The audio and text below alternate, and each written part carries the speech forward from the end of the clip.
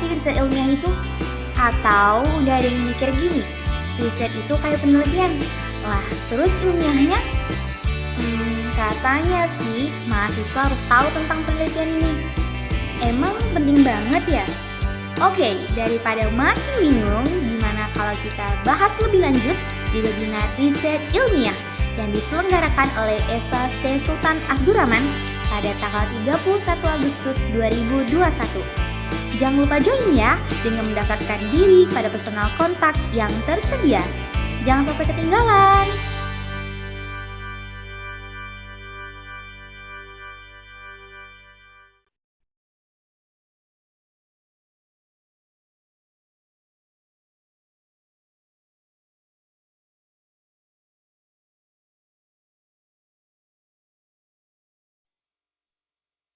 Assalamualaikum warahmatullahi wabarakatuh. Waalaikumsalam warahmatullahi wabarakatuh. Selamat pagi dan selamat sejahtera untuk kita. Selamat pagi. Selamat baik. Ya, alhamdulillah. Senang sekali perkenalkan saya Siti Mulyana yang akan memandu. Baik, 5 menit sebelum webinar ini dilaksanakan, kami informasikan lagi untuk video dan audionya, yaitu video dalam keadaan on dan audio tetap dalam keadaan off. Dan selama webinar dilaksanakan, para peserta boleh makan dan minum, serta video tetap dalam keadaan on dan audio tetap dalam keadaan off. Baik, di sesi webinar kali ini yaitu tentang riset ilmiah, yaitu tentang riset ilmiah mahasiswa. So, sebagaimana yang kita ketahui bahwa selama kita menjadi mahasiswa, yang namanya riset, penelitian, dan berbagai macam laporan-laporan lainnya tidak akan pernah terlepas dari kita. Nah, pada kesempatan kali ini, itu semua akan dibahas oleh narasumber kita yang sudah hadir pada hari ini.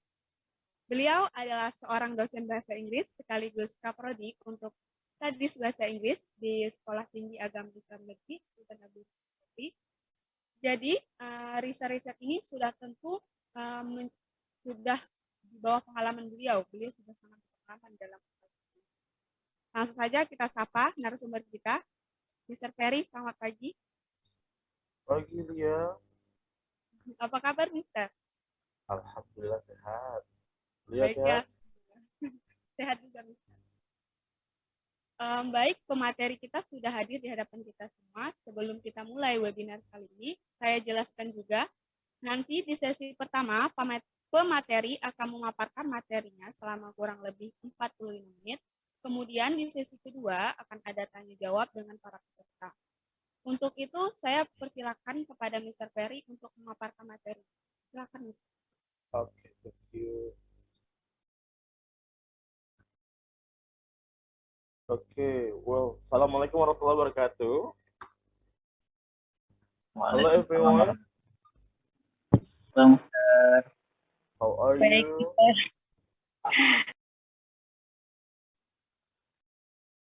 Apa kabarnya semuanya? Sehat ya?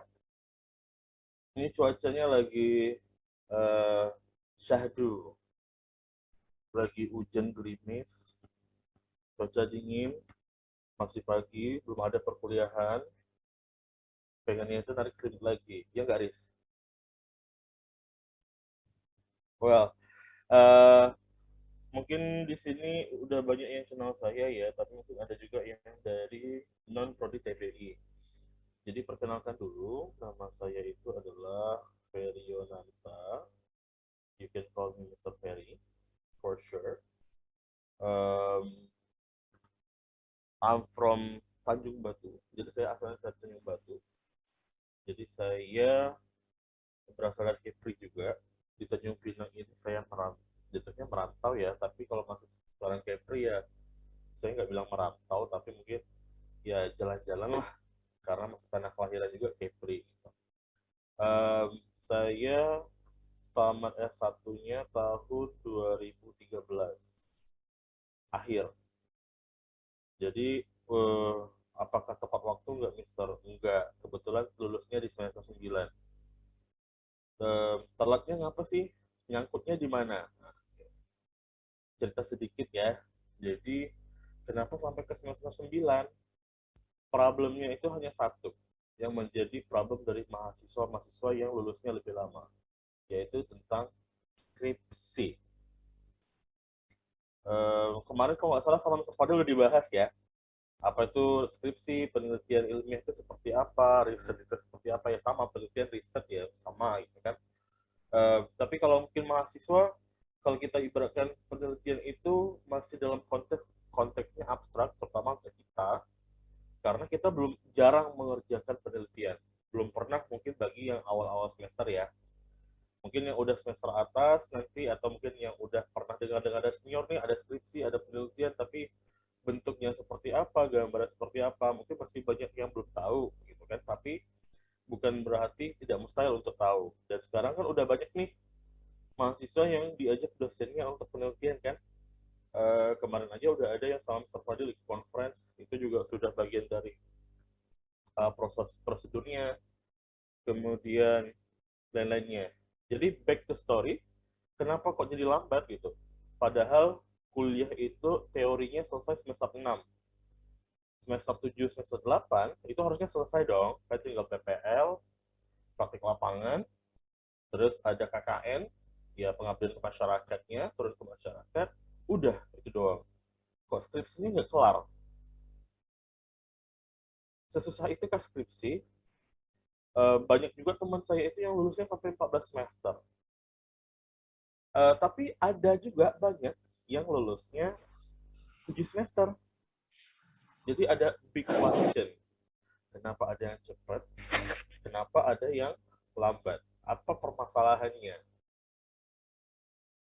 Kalau di saya, jujur, kemarin itu kendalanya kalau untuk S1 itu adalah pure dari lambat memulai. Ketika orang semester 6 sudah mulai, semester 5 ya, semester 5 itu kan sudah ada method, udah ada research methodology. Di beberapa kampus mungkin sudah lebih jauh di awal semesternya. Kalau kita mungkin semester 5. Mister juga dulu kuliahnya juga semester 5, sudah ada research methodology-nya. Harusnya itu sudah mulai di situ. But then, dengar gak ya suaranya? Dengar, Mister, cuman agak ya? pelan, Mister. Pelan ya? Iya. Oke, sorry. Jadi, but then, ketika Mister mulai itu, mulainya adalah di semester 7. Yang which is dikala itu kampus Mister semester 7 itu ketika PPL dan KKN itu tidak melayani administrasi atau pelayanan administrasi apapun, yang which is kalau mengajukan judul ada administrasinya, mau seminar proposal ada administrasinya, mau ujian skripsi juga ada administrasinya. Nah, semua itu layanan itu ditiadakan untuk mahasiswa yang sedang menjalankan PPL dan KKN. Untungnya kampus kita tidak seperti itu. Jadi kalian masih bisa di sela-sela PPL KKN yang penting tidak mengganggu total, masih bisa diselingi dengan urus surat ini, surat itu misalnya, masih bisa. Kalau misalnya dulu nggak boleh ditolak dilayaninnya, nggak ada. Kendala ketika ditarik lebih belakang lagi, kendalanya adalah semester 6 itu sudah coba mengajukan judul, mencari problem, masalah, mahasiswa yang nggak ada kerjaan, cari-cari masalah mulu, ya kan? Kemudian setelah itu apa yang sudah diajukan judulnya ternyata ditolak karena ada kurangnya unsur kepentingan, artinya tidak urgent untuk meneliti itu misalnya.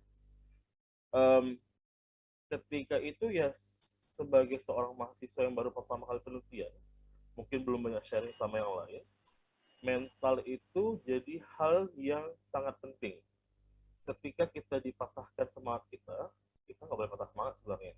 But at that time, saya mungkin agak sedikit kecewa, jadi saya nanti saja menunda lagi untuk mencari yang baru lagi. Seharusnya, mungkin saat itu ya saya harus langsung kerjakan.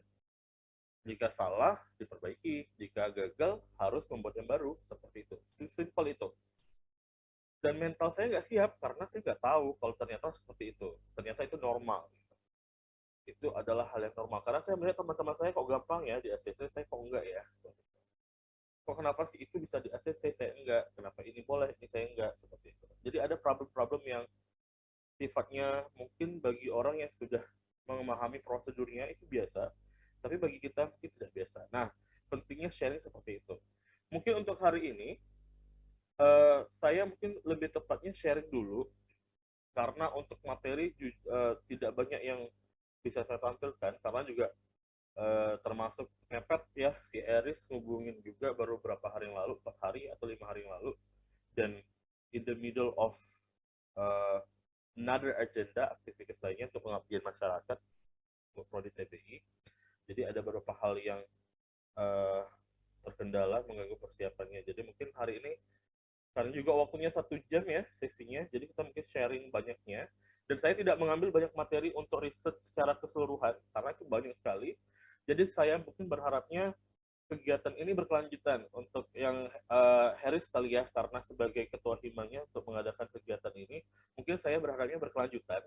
Dan saya mulai dari yang awal, dari awal riset itu apa sih yang dibahas, dan nanti mungkin semoga untuk berikutnya ada lagi webinar seri berikutnya untuk membahas kelanjutannya. Jadi kemarin Mr. Fadil sudah buka konteks apa itu penelitian secara umum, sistematikanya seperti apa saja harus dilakukan, manfaatnya dari penelitian itu apa, gitu. Banyak ya.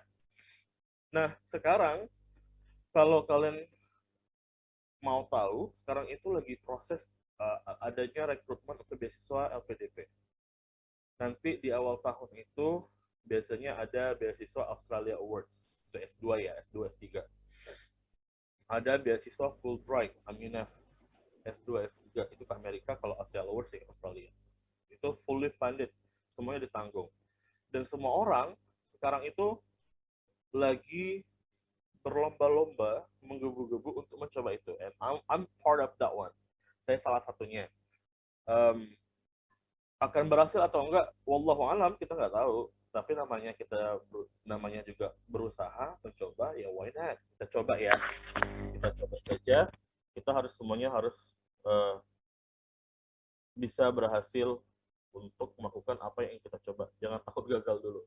Saya sudah pelajari satu hal, gagal itu biasa, kecewa, tapi jangan berlarut-larut. Nah, itu mungkin sharing untuk nanti bagi teman-teman yang ada pengalaman ikut lomba, ikut mungkin nanti mengajukan skripsi, kalau ada yang ditolak atau mungkin gagal, jangan patah hatinya lama-lama, move on, oke? Hari ini saya akan sharing tentang, oh ya mungkin beforehand kita coba kenapa saya bisa ngisi di sini gitu. Mister ini udah ada penelitian belum ya? Masa Mister ngajar tapi nggak ada penelitiannya gitu. Jadi kalau nengok di saya itu, penelitian saya itu mungkin yang publish ya, mungkin ada di Google Scholar, jadi cari aja, nanti mungkin cari di Google Scholar, scholar.google.com. Yang belum ada, teman-teman yang belum ada bisa daftar nih akun Google Scholar-nya. Jadi ketika nanti publish online jurnalnya sudah ada, muncul nanti namanya di Google Scholar. Jadi dari sekarang udah harus berani untuk menulis, mencoba meneliti, jadi permasalahan gampang, nggak usah yang ribet-ribet, dari yang terdekat dengan kita aja secara akademik itu apa sih problemnya yang berhubungan gitu. Nah, saya mulai menulis itu kalau sebenarnya penelitian itu dari S1, hanya deskripsi. Kesalahan saya adalah saya tidak mengerti penelitian di awal semester. Itu adalah minusnya saya. Mungkin dari skripsi saya baru mengalami ternyata penelitian itu asik, seru. Yang nggak asiknya mungkin ada beberapa hal, kalau ada kendala saja ya wajar lah ya, kendala nggak ada yang asik. Tapi untuk yang publication-nya, ini 2017 sebenarnya. Ini The Influence of Prior Knowledge on Students Listening and Reading Comprehension. Itu 2017 sebenarnya, tapi penelitiannya dilakukan di 2016 atau 2015-16. Jadi publication-nya 2017. Terus ada a comparative study between four corner strategy and group work strategy and student speaking ability. Jadi saya membandingkan dua strategi untuk yang mana sih yang lebih bagus untuk meningkatkan kemampuan speaking. Kemudian ada yang ini mungkin joining dengan nabbing sih, tapi ya part of my research too. Kalau ini yang kemudian ada improving students listening comprehension through keyword strategy. Di sini ada mahasiswa nih yang dilibatin di sini. Di sini ada si Nelly. Jadi Nelly buat nih Google Chrome-nya, Google Scholar-nya. Jadi nanti langsung ada muncul di profile Nelly, udah ada research-nya. Kemudian ini jurnal pengabdian, misal Pak Yudin, Ustaz Nahrif, Ustaz Firdaus sama Bu Lena. Kemudian ada yang 2020 itu tentang penggunaan teknik information transfer untuk meningkatkan kemampuan listening atau pemahaman listening. Itu sama Izat, mahasiswa TBI juga. But then semoga ini sangat sedikit dibandingkan dosen-dosen yang lain. Tapi ya kita masih proses, masih belajar untuk terus mengembangkan potensi diri. Jadi untuk sekarang, kalau research itu kemarin sudah dibahas sistematikanya. Jadi yang mungkin saya akan bahas adalah bagian yang pertama itu biasanya selalu dalam research adalah how to write the research introduction. Jadi ada pendahuluan. Biasanya kalau di jurnal-jurnal itu selalu dia mulainya introduction, terus ada method, terus ada discussion. Ada pendahuluannya, terus ada metodologinya, terus ada diskusi atau hasilnya, hasil dari research atau penelitiannya. Nah, mungkin saya bahas yang awal dulu deh. Udah cari masalah, udah dapat masalah, udah menemukan masalah, tapi gimana cara ngembanginnya supaya itu menjadi urgent untuk diteliti. Nah, itulah fungsinya introduction. Pendahuluan mengapa sesuatu hal itu layak untuk diteliti. Mungkin boleh, kalau ada pertanyaan boleh ditanya dulu ya sambil nanya, jadi kita sharing-sharing saja di sini. Kalau ada pertanyaan, Lia?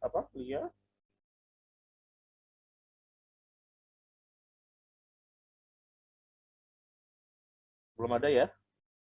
Kalau ada langsung diketik aja ya, atau mungkin langsung aja nanti Lia bantu kalau ada yang mau bertanya, jadi kita langsung open sharing sessionnya langsung aja in the middle of the presentation.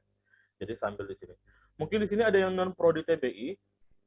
Mungkin di sini saya menjelaskan pakai bahasa Indonesia. Ya mungkin tulisannya pakai bahasa Inggris di sini karena ya in general saya lebih nyaman menggunakan bahasa ini untuk membuat tulisan. I don't know, bahasa saya canggung. Bahasa Indonesia canggung. Saya merasa kok nggak sesuai ya, atau nggak pas, nggak tepat. Bahasa Inggrisnya juga nggak sesuai juga, cuman lebih pede sedikit. Ada pertanyaan gini, apa sih permasalahan itu? Permasalahan itu apa sih? Sebelum kita menulis introduction, kita harus cari masalah dulu dong. Kita harus minimal tahu permasalahan itu apa ya. Dalam penelitian itu menjadi core topik kita tuh apa yang mau kita bahas. Nah, biasanya paling gampang mencari masalah itu adalah menggunakan namanya gap. Ada namanya research gap, GAP. Research gap itu adalah ketika fakta di lapangan terjadi tidak sesuai dengan kategori ideal yang disampaikan oleh gagasan atau teori. Sesimpel itu. Ketika fakta di lapangan terjadi tidak sesuai dengan apa yang diharapkan, itu bisa namanya gap juga. Sesimpel itu. Misalnya gini, mungkin telah dibilang bahwa perempuan itu selalunya masaknya enak, atau perempuan itu bisa masak gitu ya. Tapi mungkin ada beberapa kejadian di beberapa rumah misalnya, atau di beberapa tempat, perempuannya nggak masak, justru malah lelakinya yang masak. Kenapa seperti itu? Kalau secara teori kan bilang akhirnya yang masak, yang melayani rumah, yang menyiapkan makanan di rumah adalah perempuan. Ternyata di lapangan ada yang menyatakan bahwa atau ada yang terjadi adalah perempuannya nggak masak, laki-laki yang masak. Itu satu.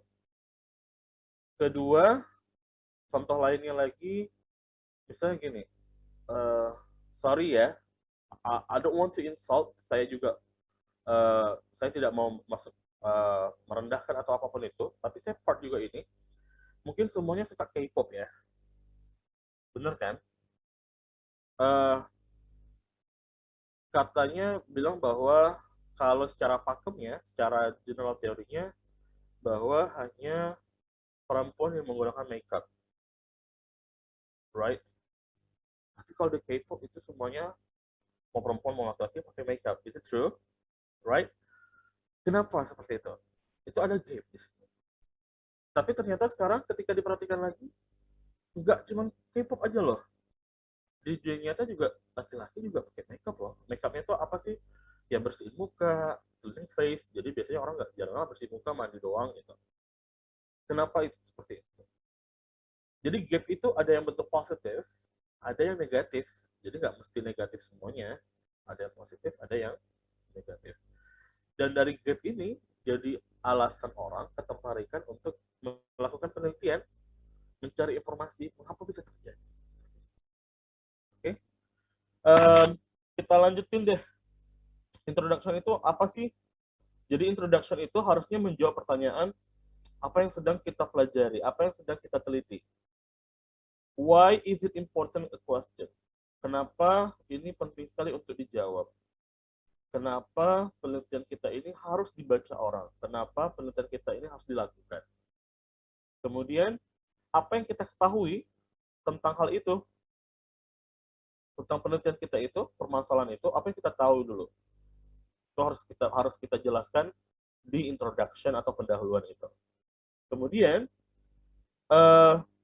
apa yang harus saya siapin? Apa yang ingin saya tampilkan?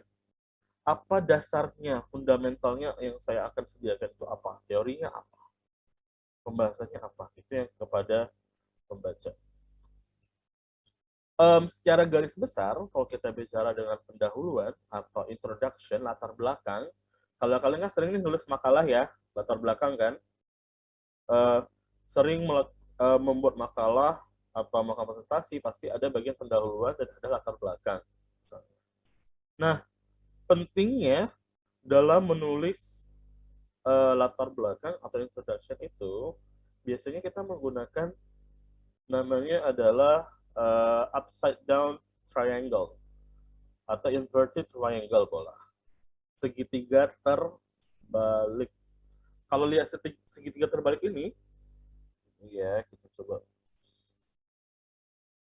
Oke, kalau kita lihat segitiga terbalik ini bentuknya itu yang paling general itu yang di atas, yang paling luas itu di atas. Jadi kalau kita bicarakan, kalau dalam pendahuluan itu kita bahas dari background itu latar belakang apa kita ambil masalah itu. Nah dari sisi backgroundnya sendiri, kalau kita bahas background atau latar belakangnya, juga membuatnya dalam bentuk segitiga terbalik juga. Kita membahas teori secara umum, konteks secara umum. Misalnya kalau dalam bahasa Inggris mungkin misalnya gini, bahasa Inggris itu sudah dipelajari di mana saja. Sudah global dong, sudah dipelajari global di semua sekolah. Kemudian, apa yang mau kita bahas? Skillnya. Ada banyak skill, ada 4. Ternyata kita membahasnya listening. Nanti paragrafnya itu akan mengerucut lagi dari yang paling luas bahasa Inggris secara general, membahas listening, terus nanti baru membahas tentang apa problem dari listeningnya, di mana terjadinya. Lebih mengecil lagi. Oh, ternyata permasalahan listeningnya hanya di bagian pengalaman atau pemahaman, misalnya, atau ilmunya.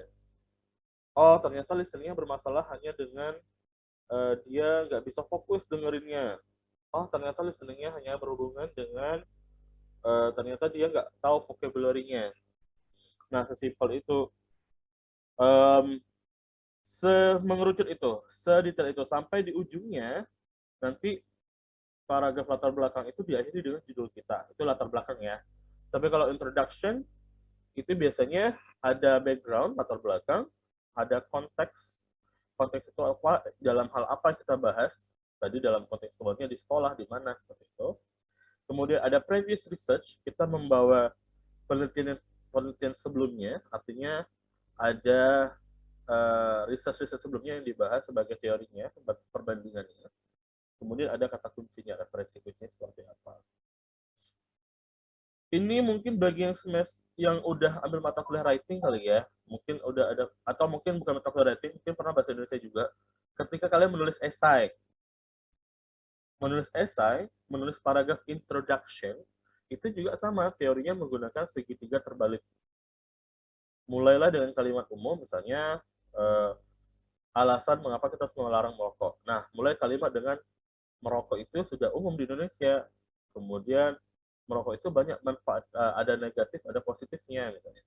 Tapi ternyata banyak negatifnya. Nah, itu dibahas nanti ketika kalau tidak membahas rokok secara general, tapi membahas dampak negatif rokok saja. Kita coba lihat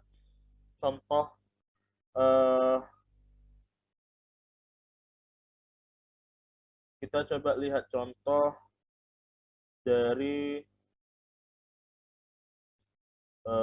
jurnal deh ya, artikel jurnal. Kita coba lihat introduction-nya.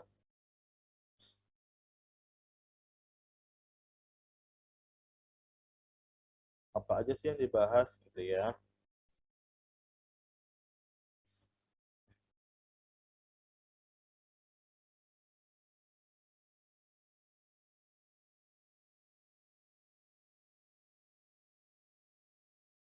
Oke, ini salah satu, ini jurnal saya dulu deh, saya nggak mungkin nggak, kalau bahas jurnal orang, kita bahas dulu diri kita dulu, pantas atau enggak, atau ada kesalahan atau enggak, kita pelajari sama-sama. Ini jurnalnya 2017, jadi mungkin masih sudah lama, mungkin belum terlalu update, mungkin masih banyak kesalahannya. Judulnya The Influence of Prior Knowledge, jadi pengaruh dari prior knowledge, pengetahuan sebelumnya, terhadap pemahaman, membaca, dan mendengar siswa. Jadi ada nggak sih prior knowledge itu, background knowledge itu seperti gini. Kalian telah tahu rasa garam itu asin ketika sudah pernah ngerasain garam itu seperti apa. Oh, gula itu manis karena udah pernah dengar orang bilang gula itu manis. Oh, filmnya udah nonton Transformer belum? Oh, filmnya nggak bagus. Jadi dia udah ada ketika dia mau booking film, dia bilang temennya nggak usah nonton Transformer, kata temenku itu nggak bagus. Adegannya gini. Itu udah prior knowledge. Apakah experience secara langsung atau tidak, itu juga bagian dari prior knowledge. Itu adalah pengetahuan sebelumnya yang dialami langsung atau tidak langsung dari seseorang. Ada pengaruh nggak ya ternyata, dia bilang kan. Jadi kalau di sini ini dilihat, kalau paragraf pertama ini introduction, membahas ini English as a foreign language, the teachers and the candidate teachers should consider the first in English. Dia bilang dalam mengajar bahasa Inggris sebagai bahasa asing harus memperhatikan 4 skillnya, jangan hanya satu saja. Kemudian dijelaskan lagi bahwa dari 4 ini ternyata dikategorikan, ada productive skill, ada receptive skill. Terus bagi orang ketika melihat bahasa Inggris itu, orang bilang, oh bahasa Inggrisnya jago karena dia pintar ngomong bahasa Inggris. Well, actually not. Ternyata kenapa orang itu bisa pintar bahasa Inggris, tentu ada inputnya dulu, misalnya gitu teorinya. Dia bilang gini apa? Receptive skill itu apa? Basic skill that before gaining the productive skill is much more needed, dia bilang. Oh, lebih penting, bukan lebih penting. Sebelum bisa memproduksi sebuah bahasa, penerimaan bahasa itu lebih diperlukan. Kalau nggak mungkin orang bisa ngomong kalau nggak pernah dengar kata-kata yang pernah diucapkan oleh orang lain. Itu seperti itu. Kemudian membahas listening dan reading secara umum lagi. Tadi membahas 4 skill di atas. Di paragraf ini dia bahas reading dan listening sebagai receptive skill. Sudah mulai mengerucut. Tadi membahas bahasa Inggris dengan 4 skill secara keseluruhan. Kemudian di sini lagi dibilang lagi, sebelum learners can use the inputs to produce the outputs, it's better for learners to obtain the comprehension. Dibahas lagi, tidak hanya listening dan reading secara umum, tetapi dibahas lagi adalah listening and reading comprehension. Jadi pemahaman lebih banyak, lebih spesifik lagi. Ada lagi di sini dibahas tentang problem yang biasa ditemukan dalam listening ataupun reading. Biasa di sini adalah kalau listening lack of phonological awareness, kekurangan kosakata, speed dan sebagainya. Kemudian dibahas lagi readingnya, udah mulai spesifik lagi. Tadi ada reading dan listening dibahas secara keseluruhan. Kemudian di chunking, dibatasin per itemnya lagi, lebih bahas isinya. Sampai berhubungan dengan di sini di akhir membahas prior knowledge yang membantu meningkatkan pemahaman siswa. Jadi prior knowledge of the learners is also known the mental schemata that enhances the comprehension in learning a language. Prior knowledge itu membantu meningkatkan pemahaman dari pembelajaran sebuah bahasa. Udah sampai sini, artinya di sini udah mau tahap akhir. Artinya si penulis ini mencoba mencari tahu ada hubungan apa atau apakah ada pengaruh dari prior knowledge terhadap listening dan reading tersebut. Jadi seperti itu. Ini segitiga terbalik yang saya maksudkan. Kita coba lagi sampai sini dulu deh. Ada pertanyaan nggak ya?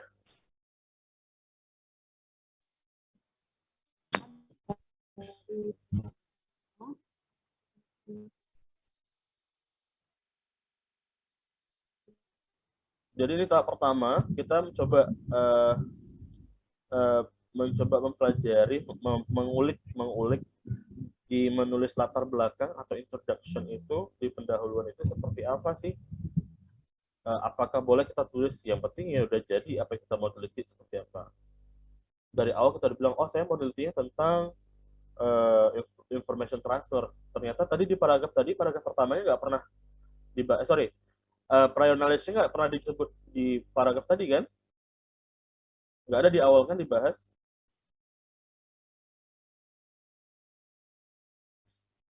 Di sini, ini coba dilihat, the influence of prior knowledge, dia bilang kan. Prior knowledge ini berarti kalau dalam judul ini kan ini bagian yang paling penting. Keywords pertama yang akan dibahas adalah prior knowledge-nya. Terhadap apa? Reading dan listening comprehension. Ternyata kok di paragraf pertama nggak dibahas itu. Nah, itu ada, makanya kita harus tahu aturannya menulis introduction benar seperti apa. Oke, ini ada yang nanya, kenapa mahasiswa itu telat tahu penelitiannya bukannya sudah ada silabusnya atau jadwalnya? Oke, good. Ini bukan telat penelitian atau udah tahu silabus atau tidaknya. Mahasiswa itu bukan mahasiswa saja sih kalau menurut saya. Saya mungkin mengibaratkan manusia kita secara general, kita itu sebagian besar jarang yang berpikir 2 langkah, 3 langkah ke depan. Kita selalunya itu fokus kepada apa yang ada di hadapan. Benar nggak ya? Benar kan?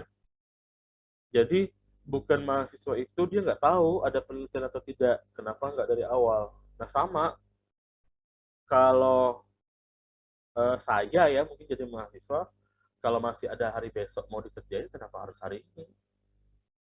Tugasnya 2 minggu lagi ya. Berarti kan mahasiswa tuh udah tahu ya, tugasnya mau dikumpulkan 2 minggu lagi. Kenapa nggak dikerjain hari ini? Tuh, masih lama. Masih lama, itu adalah poin penting. Itu ada gap di situ, udah ada faktanya. Seharusnya kalau dia sudah tahu jadwalnya kapan, tentunya sudah jauh-jauh hari sudah dikerjakan dong, sudah harus siap. Jadi nggak ada alasan kenapa dia terlambat mengumpulkan tugasnya. Nah, ini jadi permasalahan. Itu bisa diteliti, kenapa bisa orang selalu menunda-nunda deadline. Nggak usah orang luar deh, orang kita, orang Indonesia. Itu paling sering banget tuh. deadline 2 minggu, tapi dikerjakannya adalah hari ke-14. Hari 1, 2, 3, 4, 5, 6, 7, 8, sampai 13, biasanya masih nyantai. Saya seperti itu. Bukan hanya mahasiswa, saya juga. Tapi saya tetap berusaha siap gitu. Jadi mau nggak mau harus sih siap. Sama kayak Harris ini, ngasihnya udah ngasih tahu informasinya 4 hari 5 hari yang lalu. Tapi karena satu dan lain hal ya ditunda-tunda, nggak disiapin materinya. Nah, udah mepet aja baru saya siapin materinya. Ya jadi ya bahasnya nggak yang harus keseluruhan, kita bahas satu poin, satu topik by satu topik dulu. Jadi seperti itu. Jadi bukan berarti kenapa jadi mahasiswa itu telat itu ya karena itu. Jadi dari pola pikir, kebiasaan, dan juga mungkin kalau saya cenderungnya mengatakan bahwa environment itu memberikan pengaruh besar terhadap pola perilaku dan pola pikir kita. Jadi untuk kalian yang masih semester awal, masih semester 5 ke bawah di sini, yang semester 5 ke bawah, mumpung udah tahu di sini sudah bisa ancang-ancang. Jadi nggak mesti harus nunggu semester 5, semester 6 baru mau penelitian, semester 7 baru eksekusi penelitiannya, semester 8 eksekusinya, enggak mesti. Jadi sudah bisa dari sekarang untuk melakukan penelitian yang mungkin bisa berkolaborasi dengan teman, bisa dengan dosen. Jadi kalau ada dosen nawarin ada yang mau ikut penelitian nggak? Itu grab the chance aja, ikutin aja. Nanti mungkin ditugaskan dosennya untuk ngambil apa, cari data apa, mungkin baca apa, referensi apa, itu diikutin. Kalau seandainya pengen sendiri, nanti saya tertarik dengan masalah ini, langsung jangan hanya dipendam aja, eksekusi langsung. Kalau nggak tahu proseduralnya, diskusi. Jadi tidak hanya eksekusi, tetapi juga dengan diskusi. Seperti itu. Ada lagi? Kira-kira jawab nggak ya, Eris? Oke. Paling gampang itu kalau dari kalian sekarang adalah kalau mau melakukan penelitian atau mau mempublikasi sebuah penelitian atau mempublikasi sebuah tulisan, itu paling gampang ketika kalian di kelas ada presentasi membuat makalah, dan makalah itu dikembangkan untuk menjadi tulisan yang bisa dipublikasikan di sebuah jurnal. Seperti itu. Ini paling gampang. Biasanya mungkin di akhir-akhir banyak dosen yang nanya, ada makalah nggak, atau udah ada buat makalah, apa yang bisa kita kerjakan untuk dikembangkan ke jurnalnya, mungkin tertarik untuk seperti itu. Itu biasanya kalau udah mulai mau akreditas, ya seperti itu. Lanjut ya. Kalau nggak ada pertanyaan lagi, kita lanjut lagi. Oke, kita coba lihat di artikel lain. Mungkin di sini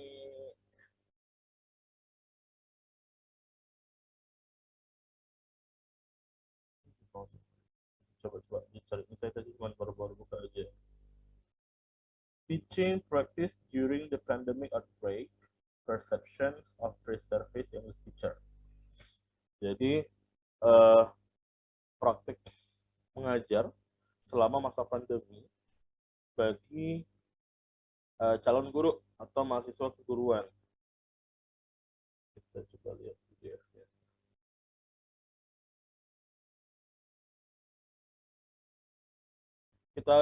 Kita mungkin baca sama-sama ya. Saya juga baru buka ini, saya belum lihat. Mungkin kita buka sama-sama, kita bahas, kita lihat dulu di paragrafnya itu benar nggak sih? Udah sesuai belum dengan teorinya itu bahwa menulis introduction itu harus dalam bentuk reverse atau inverted triangle, segitiga terbalik. Ini kita lihat di paragraf pertamanya. Dia mulai dengan kalimat teachers play the most important role in education, especially when shaping student attitudes, behaviors, knowledge, and knowledge perception. Jadi guru itu berperan penting dalam pendidikan ketika membentuk attitude, perilaku, sikap, sifat, dan juga pengetahuan dari siswanya. Kemudian apa lagi? When performing in the classroom, the role of the teachers highly promotes an effective learning ambience, which would be assisting students to create enjoyable learning experience. Ketika di kelas mengajar, jadi guru itu biasanya perannya adalah untuk menciptakan lingkungan atau suasana yang menyenangkan, sehingga siswa itu juga fun dalam belajar atau enjoy, menikmati pembelajarannya, kemudian mendapatkan learning experience, pemahaman dari pembelajarannya atau pengalaman dari pembelajaran tersebut. Ini yang pertama. Jadi dia membahas role of teachers in general, peran guru. Kemudian di sini disebutkan lagi keduanya, dia membahas ke teaching practice program. Jadi dia bilang teachers practice program builds a foundation and effective means to develop prospective teachers understanding of the why, what, and how the teacher learning. Jadi teaching practice itu, PPL, praktik lapangan itu, dia bilang membantu guru atau dasar dari guru untuk mengembangkan kemampuannya, pemahamannya terhadap apa? Why, what, and how of the teaching and learning. Bagaimana penerapan pembelajaran itu seperti apa, belajar mengajar itu, mengapa harus dilakukan, apa yang harus dipelajari, bagaimana penerapannya, itu dari dibilangnya adalah teacher practice program. Kemudian paragraf berikutnya dia bahas di sini, since the past decades, dari udah bertahun-tahun sebelumnya, studies on the effectiveness of teaching practice program to the preserve teachers competence have been conducted.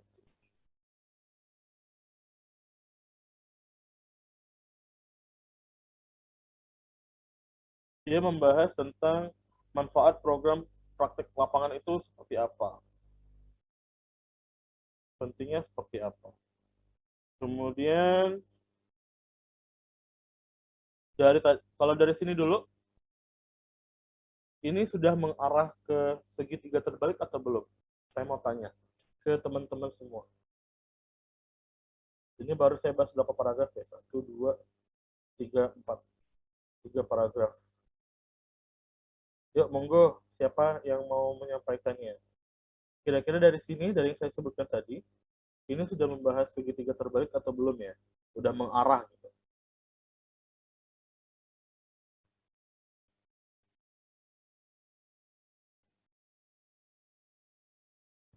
Halo everyone. Oh, saya sharing deh biar lebih bisa download juga ya.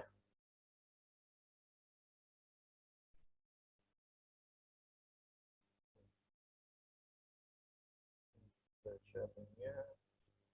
Jadi bisa baca sama-sama.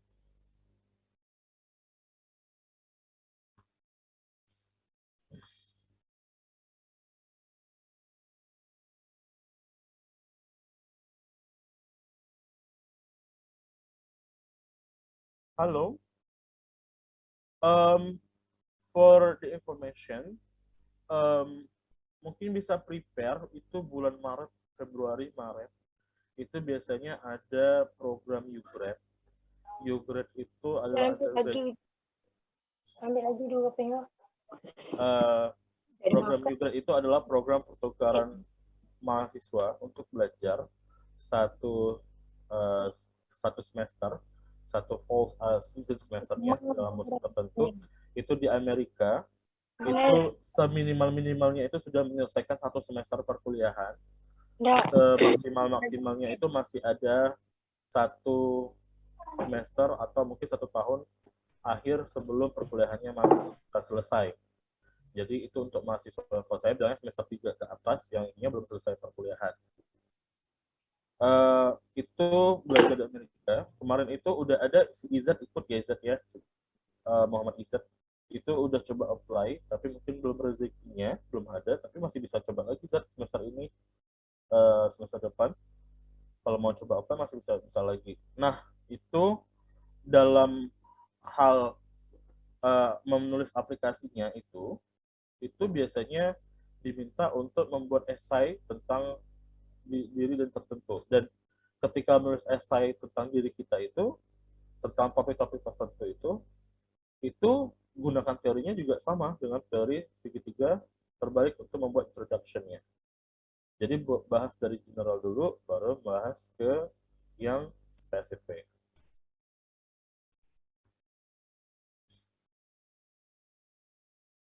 Oke, sampai di sini tadi yang saya jelaskan tadi, kita bahas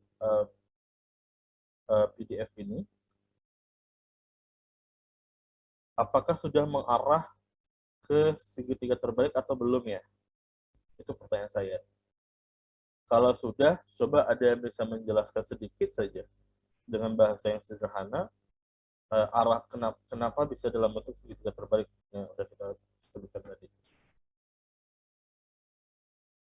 Dan kira-kira gap-nya apa ya di sini?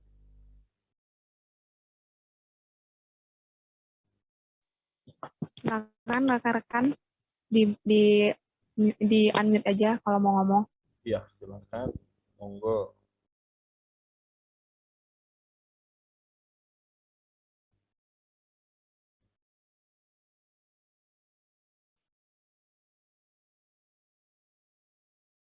Ada?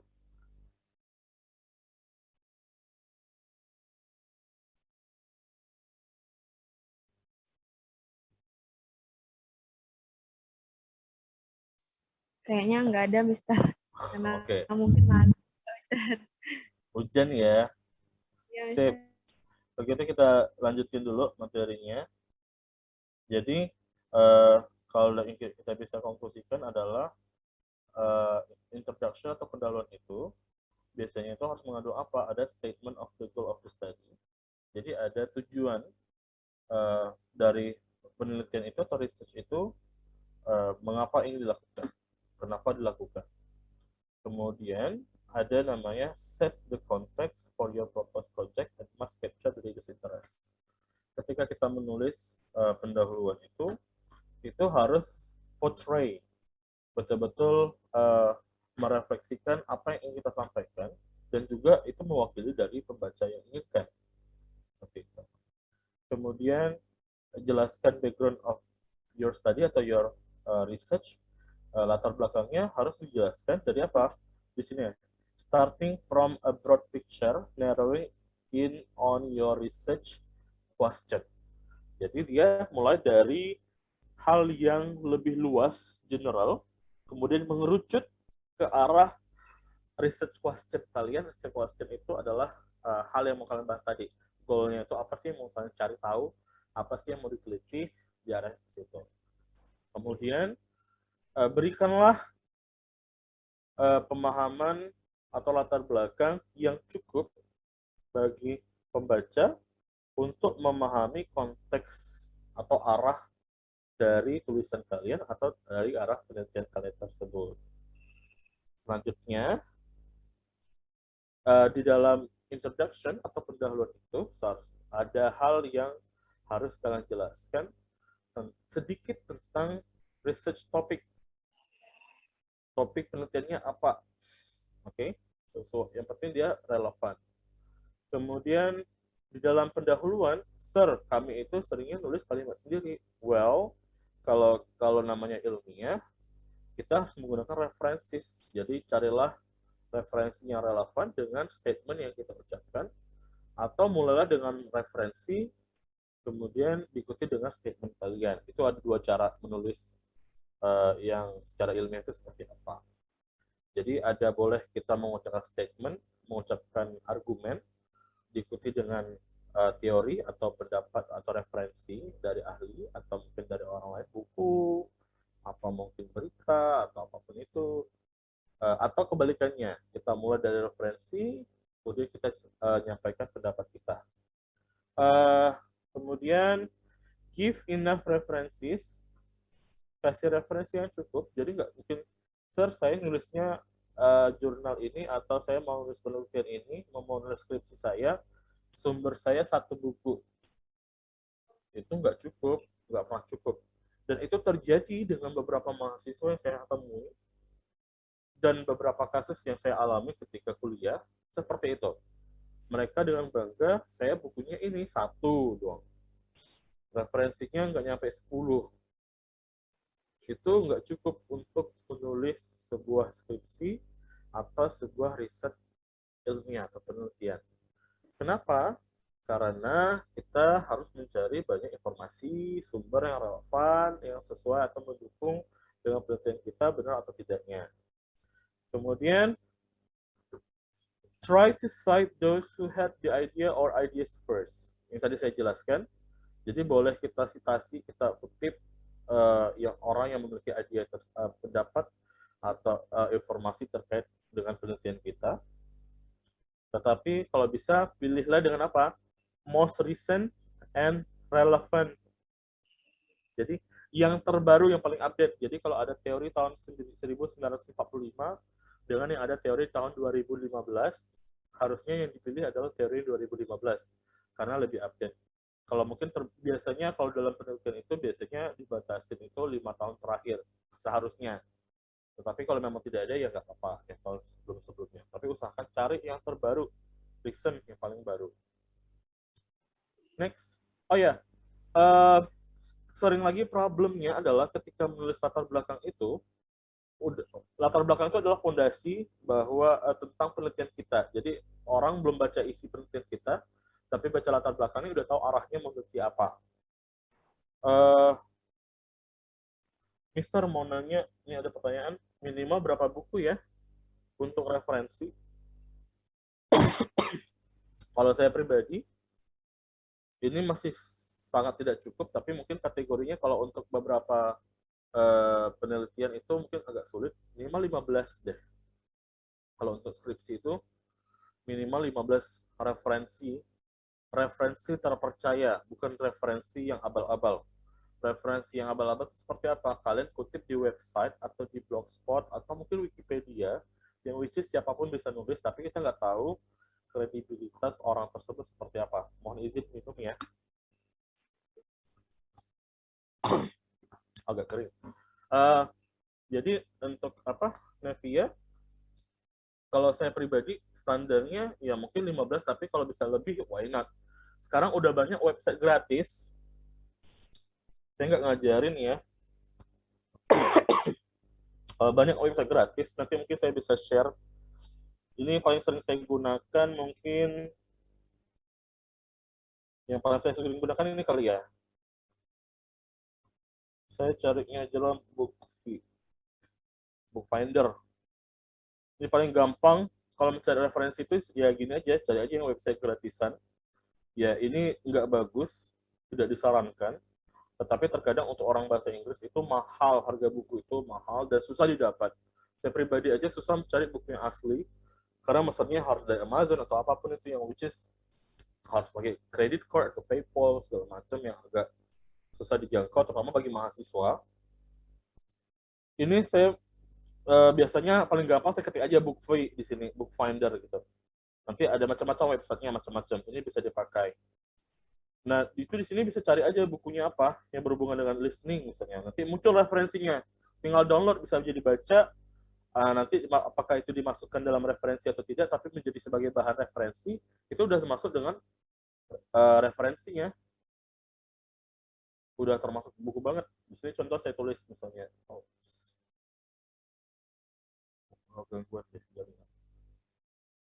Jadi misalnya tinggal dicari aja mau buku apa misalnya, nanti banyak munculnya. Nevia gimana? Terima kasih ya, Mister. Sip. Jadi, oh ya, sorry, jurnal artikel itu bisa jadi referensi karena dia sudah OJS atau Online Journal System, udah terpublikasi secara online dan sumbernya lebih valid dibandingkan dengan website-website yang ditulis oleh individual atau orang-orang tertentu. Jadi ketika sudah masuk kalau dalam jurnal itu artinya sudah ada proseduralnya, udah ada ketentuannya, uh, aturan penulisannya seperti apa, pengutipannya seperti apa, itu sudah ada. Jadi ya minimal seminimal-minimalnya 15 referensi terkait dengan penulisan kita ya. Next, remember, introduction itu bukan seperti buku catatan kita. Bukan seperti ketika kita membuat rangkuman dari apapun yang kita baca. No, it's not that one. Bukan yang seperti itu.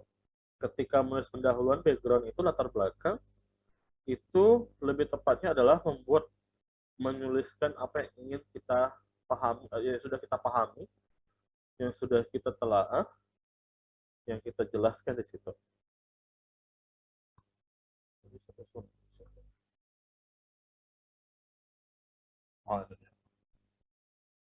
Next, explain the scope of your work. Jadi saya bilang tadi, ketika kita menulis latar belakang itu, kita harus jelaskan skopnya, batasannya apa. Apa yang akan kita batasi. Biasanya itu kalau dalam skripsi itu nanti ada namanya rumusan masalah. Rumusan masalah itu itulah batasan kita. Jadi kita hanya membatasi apa? Limit dari pembatasan masalah yang kalian identifikasi atau temukan di lapangan itu ada banyak, A, B, C, D, E, F, G. Kalau dalam bahasa Inggris misalnya, oh ternyata sekolah A siswanya nggak bisa ngomong pakai bahasa Inggris, padahal bahasa Inggrisnya satu minggu 2 pertemuan. Oh ternyata siswa A di sekolah ini ngomongnya banyak gagap-gagap. Misalnya, oh ternyata siswa A ini siswanya ada yang ketika ngomong dia bahasa Indonesia karena dia nggak tahu kosakatanya apa. Oh ternyata siswa A ini dia nggak percaya diri ketika ngomong di depan kelas. Oh ternyata dia nggak tahu dia mau ngomong apa, artinya dia nggak ada informasi yang mau disampaikan. Nah ini identifikasi masalah, tapi nggak mungkin kan kita semuanya kita teliti, jadi kita batasin. Nah ini di bagian dari pendahuluan, ada pembatasan masalah, kemudian ada namanya rumusan masalah. Jadi scope of your work atau our work ya di situ. Kemudian should be at a level that makes it easy to understand for readers with a general science background, for example, your classmates. Jadi topik itu sesuaikan itu, maksudnya yang kita bahas itu yang understandable, yang bisa dipahami, comprehensible oleh orang yang bacanya, yang mungkin satu bidangnya. Tapi kalau yang bidang lain yang mungkin mereka agak kesulitan. Contoh mungkin saya disuruh baca jurnal-jurnal kedokteran. Mungkin ada yang saya pahami, tapi banyak yang tidak saya pahami, gitu. Karena bukan bidangnya. Jadi di sini ya minimal pilihlah hal atau topik atau kata-kata yang bisa dipahami oleh orang yang sebidang kita. Oke. Okay. Next, Indonesia, orang Kepri, orang Riau, saya pribadi ada tendensi ketika menulis itu suka panjang, paragraf itu selalu panjang, selalu latar belakang itu panjang, ngalahin dari bab literaturnya, bagian dari kajian teorinya, panjang banget bahasa basinya. Jadi jangan pernah menulis latar belakang yang terlalu panjang ketika itu menjauh dari esensi penelitian yang kita bahas. Jadi stop basa-basi. To the point aja. Kemudian di sini be sure to include a hook in the beginning of introduction. Apa sih hook itu? Hook itu adalah kuncinya. Arahnya mau kemana nih gitu. Jadi kita mau konteksnya tuh apa? Hook itu adalah yang dibahas di judul itu. Judul itu sebenarnya udah bagian dari hook, keywords itu. Itu di introduction itu harus ada dibahas. Jangan bahas di luar dari itu kontekstualnya. Next, another tips untuk writing adalah usahakan untuk membuat kerangka outline sebelum kalian menulis. Buatlah kerangka apa yang mau dibahas dalam segitiga terbalik itu. Oh, saya mau membahas bahasa Inggris secara keseluruhan. oh saya membahas konteks bahasa Inggris di Indonesia, atau saya membahas konteks bahasa Inggris di Kepulauan Riau, oh saya membahas konteks bahasa Inggris di SMA 1 Tanjung Pinang, misalnya seperti itu. Oh saya membahas Masjid A, saya membahas bagaimana pengelolaan zakat di Masjid B untuk anak yang ayat misalnya. Atau saya membahas pengelolaan zakat di Indonesia. Nah itu kan broader yang general, dan intinya apapun yang mau dibahas itu dibuat skemanya, dibuat outline-nya, jadi tidak lari nanti ketika kalian membuat paragraf dari latar belakang atau dalam membuat pendahuluan, itu tidak lari-lari dari outline atau skema yang telah kita ingin buat, seperti itu. Kemudian kalau dalam penulisan jurnal, biasanya terkadang saya pribadi pernah melakukan kesalahan ini. Saya membuat tulisan di introduction itu tidak ada namanya segmen. Segmen itu artinya saya bahas tiba-tiba dari bahas bahasa Inggris umum, bahas ke listening-nya, bahas kendala problemnya, tapi dalam bentuk paragraf. Mungkin kita bisa break up the introduction sections into logical sections by using subheading. Jadi mungkin kita bisa pakai subtopik kalau tiba-tiba membahas tentang faktor yang menghambat listening misalnya, atau membahas tentang faktor pendukung listening. Jadi supaya reader itu atau tulisan kita itu mungkin bisa dibaca dengan lebih gampang oleh orang lain. Jadi mungkin itu tips dari saya, pembahasan untuk tahap ini, menulis introduction atau background-nya. Sampai sini dulu materi dari saya. Mungkin kembali ke Lia. Baik, tepuk tangan. Terima kasih Mr. Ferry yang udah menyampaikan. Baik, ya, Kalau ada baik, kita pertanyaan, lanjut. silakan. Iya, kita lanjut ke sesi yang kedua, yaitu tanya jawab dari audiens ke narasumber. Ini bagi yang mau bertanya, silahkan meninggalkan pertanyaan di kolom chat, nanti akan saya bacakan. Dan ini sudah ada satu masuk, Mister, dari pertanyaan. Shirley bertanya, bagaimana sih sistematika pengambilan footnote atau body note yang benar dan cara pengutipan kalimatnya? Oke. Jadi kalau cara pengutipan itu ada dua. Suara saya berisik ya? Tidak, Mister.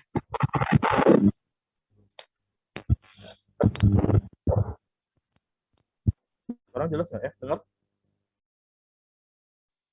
Jelas, Dengar ya? Kutipan itu ada dua jenis. Oh my God. Berisik ya? Enggak, Mister. Oh enggak ya? Suara saya dengarnya kayak berisik.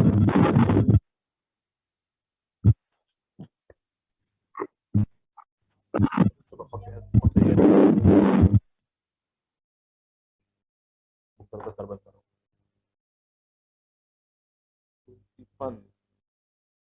Kutipan itu ada dua jenis. Ada kutipan langsung sama kutipan tidak langsung. Kutipan langsung itu, tunggu saya cari contoh. Kutipan langsung dan kutipan tidak langsung.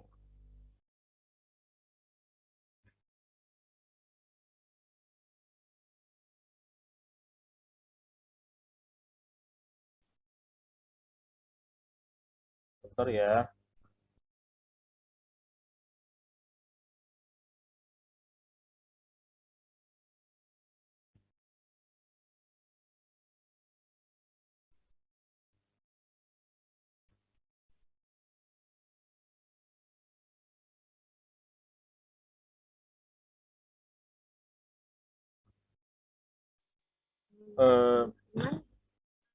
Boleh link absensinya ya, selagi Mister lagi jelasin.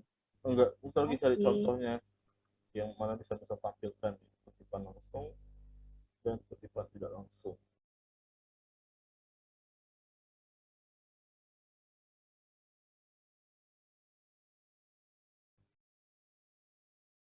Oke.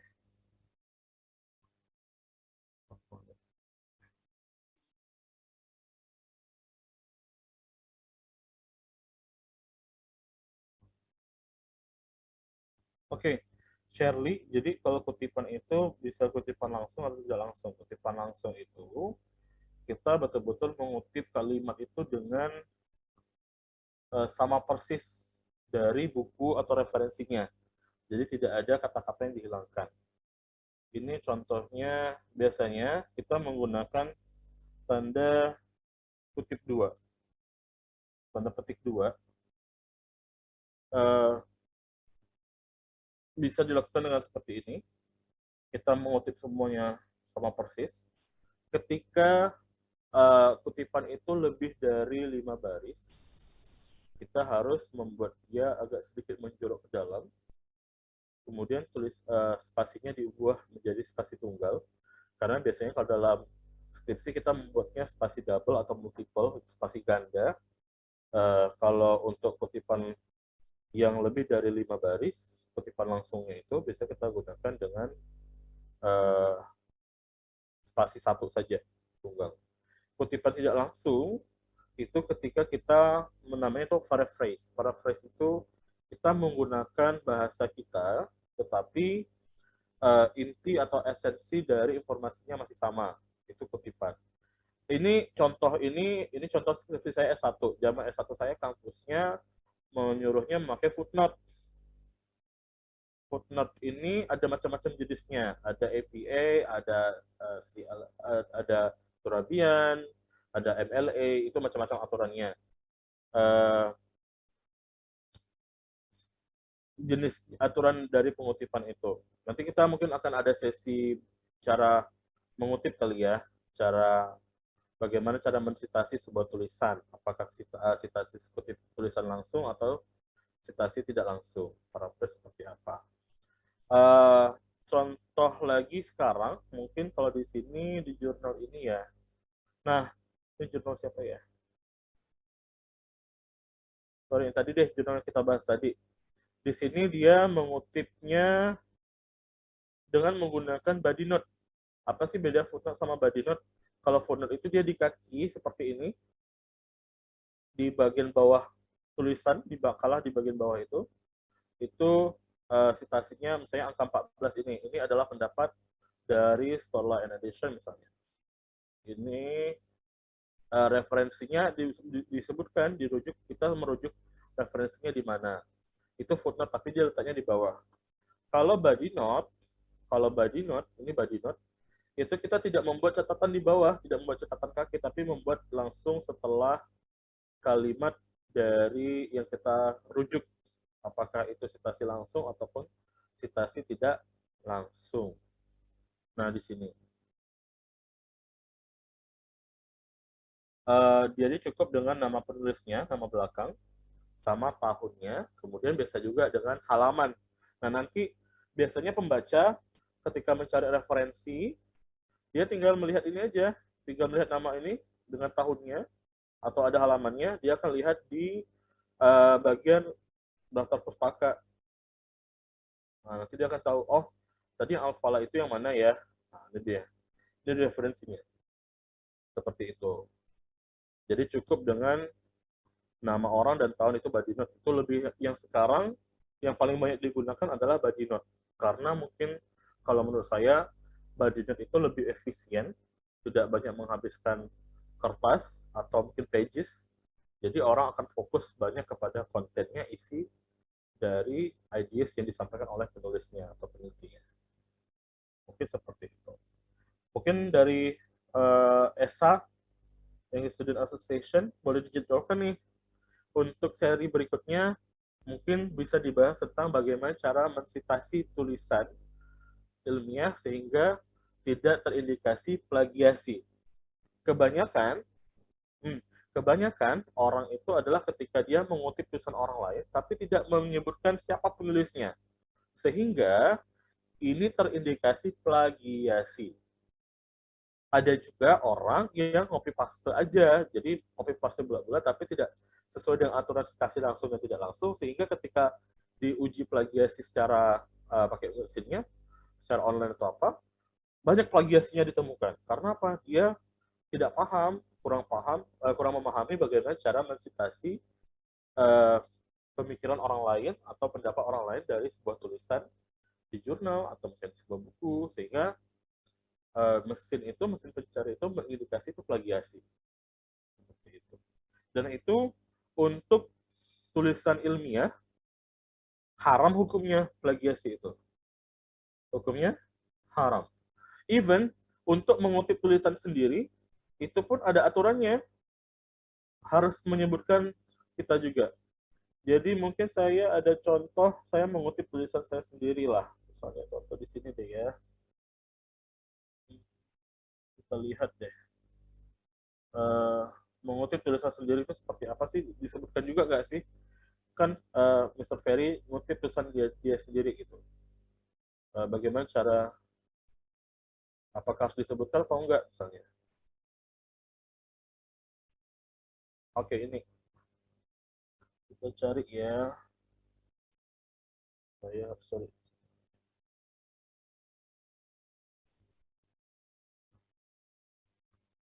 Oke, ini contohnya. Ini tulisan saya di jurnal yang 2018. Saya bilang bahwa listening, speaking, reading, dan writing itu harus dipertimbangkan dan diintegrasikan ketika mengajar sebagai pencapaian yang harus ditargetkan dari setiap guru bahasa Inggris.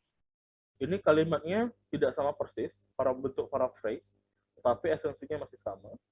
Dan saya mencantumkan siapa penulisnya. Ya, saya sendiri. Seperti itu. Jadi bukan berarti tulisan saya sendiri, ya udah, saya nggak usah masukkan referensinya, nggak perlu sebutkan nama orangnya, cukup seperti itu. Ini body note ya, Shirley juga yang dan lainnya.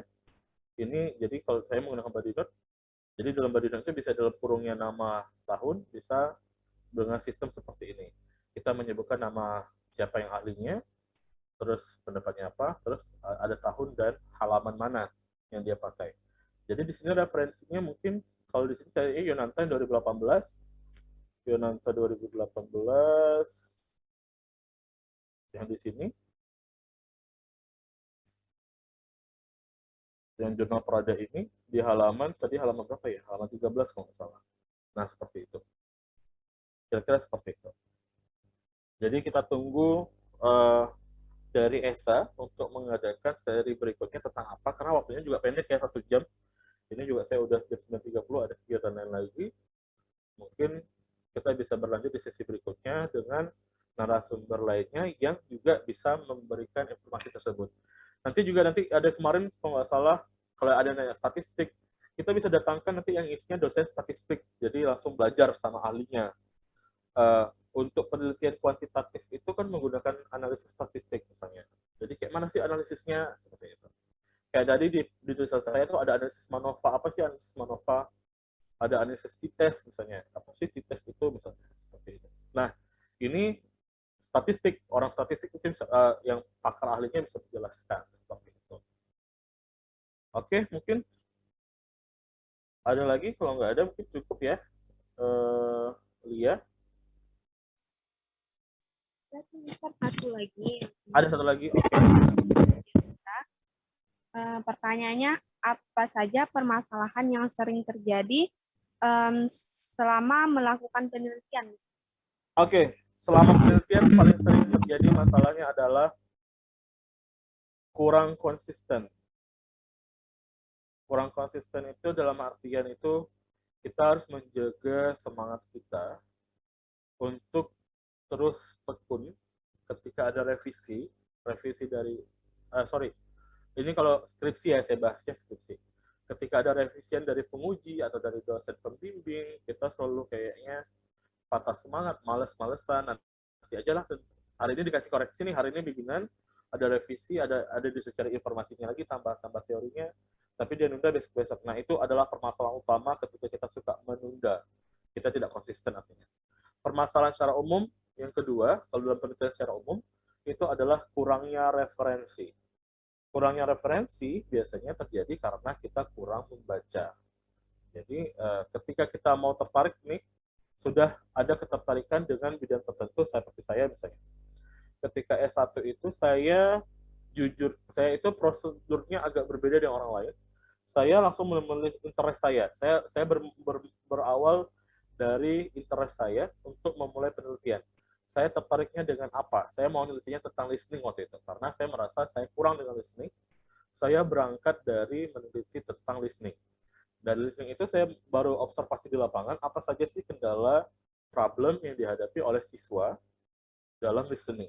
Itu saya waktu itu.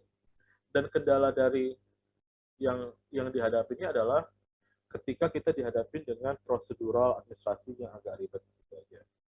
Tapi yang paling utama adalah ketika penelitian itu kurangnya referensi, karena kita kurang membaca. Perbanyaklah membaca, perbanyaklah referensi. Sekarang banyak sekali jurnal-jurnal gratis. Kalau paling gampang, mau gampang mencari jurnal, ya tinggal diketik aja jurnalnya. Kalaupun mau gampang lagi, biasanya cari aja, mungkin kalau di Indonesia itu ada jurnal Sinta ristek.brin.go.id misalnya. Ini mau gampang banget ya, kita nggak tahu nih, saya ini awam, saya nggak tahu mulainya dari mana, cara mencari jurnal seperti apa. Paling gampang kita ketik keywordnya kalau kita ada interest.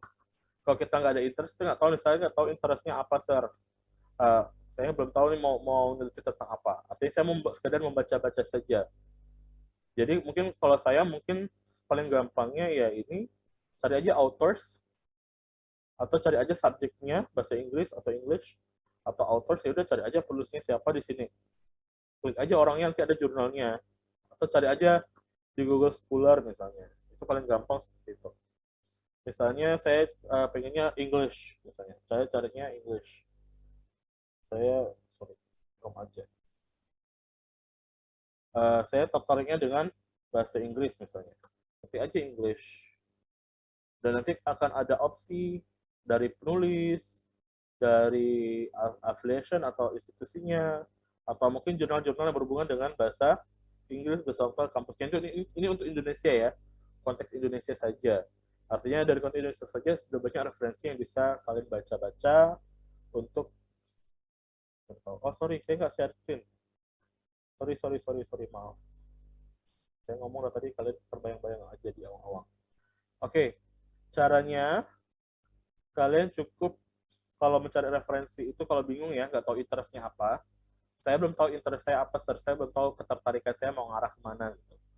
Masih abu-abu gitu kan. Jadi caranya kalau saya pribadi gampang aja, gini aja, ketik aja sinta-ristek.brin.go.id, sinta-ristek.brin. Kemudian cari aja di sini, ketik aja di pencariannya, ketik aja English, bahasa Inggris misalnya. Kalau mau cari tentang hukum, Islamic law juga bisa diketik di sini. Jadi Islamic law misalnya.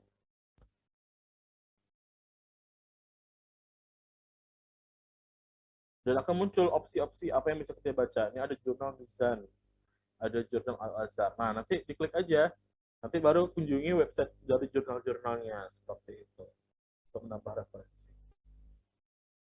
Oke, jadi kalau ada tadi kendalanya yang utama itu adalah mencari referensi, sumber bacaan itu terbatas, tapi tadi saya sudah mencoba memberikan opsi, tadi mencari book finder, buku gratisan, ketik aja book finder di Google, akan banyak website yang berhubungan dengan book finder, dan tinggal dicari buku yang diinginkan. Kemudian mencari jurnal. Kalau untuk khusus jurnal Indonesia, ya penulis-penulis Indonesia, dari dosen-dosen atau apapun itu, biasanya di Sinta ini ada, Google Scholar juga ada, seperti itu.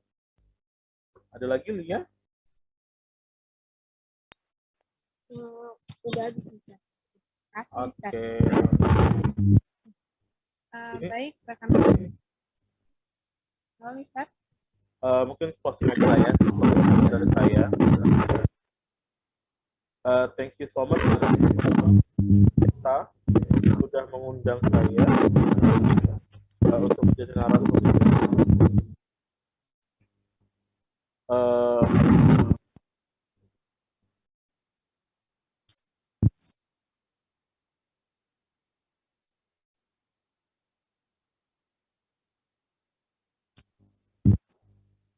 Oke, jadi terima kasih diundang. Mungkin mohon maaf kalau materinya nggak seperti diharapkan. Mungkin kita bisa berjumpa di sesi berikutnya. Assalamualaikum warahmatullahi wabarakatuh. Mister, Waalaikumsalam. presentasi dulu, Mister.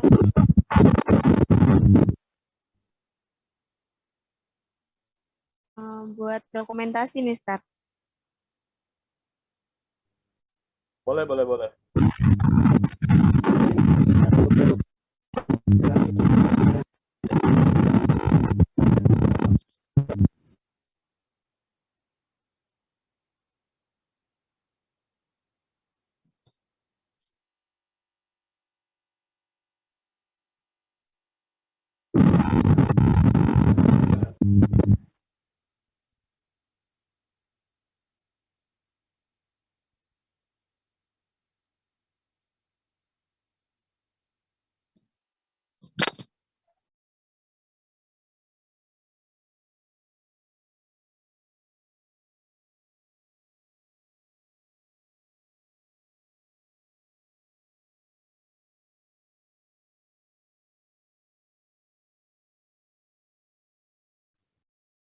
Thank you, Haris. Mungkin semoga bermanfaat ya, walaupun sedikit. Sangat bermanfaat, Mister. Makasih banyak, Ustaz. Thank Sama-sama, you, izin Mister. lift ya.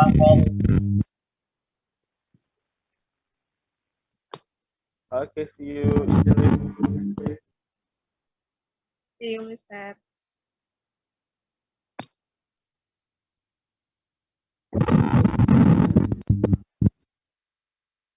Baik, rekan-rekan yang berbahagia, alhamdulillah rangkaian acara pada webinar kali ini sudah terlaksana dengan baik. Kami ucapkan terima kasih kepada narasumber kita yang sudah mau berbagi ilmunya kepada kita, dan juga terima kasih kepada audiens yang sudah menyimak dengan antusias sekali dari tadi. Akhirnya saya Siti Mulyana pamit undur diri. Thank you for attention. Wassalamualaikum warahmatullahi wabarakatuh. Thanks everyone. Banyak mengikuti perlombaan, maka tuh. Selamat beraktivitas, semangat. See you. See ya.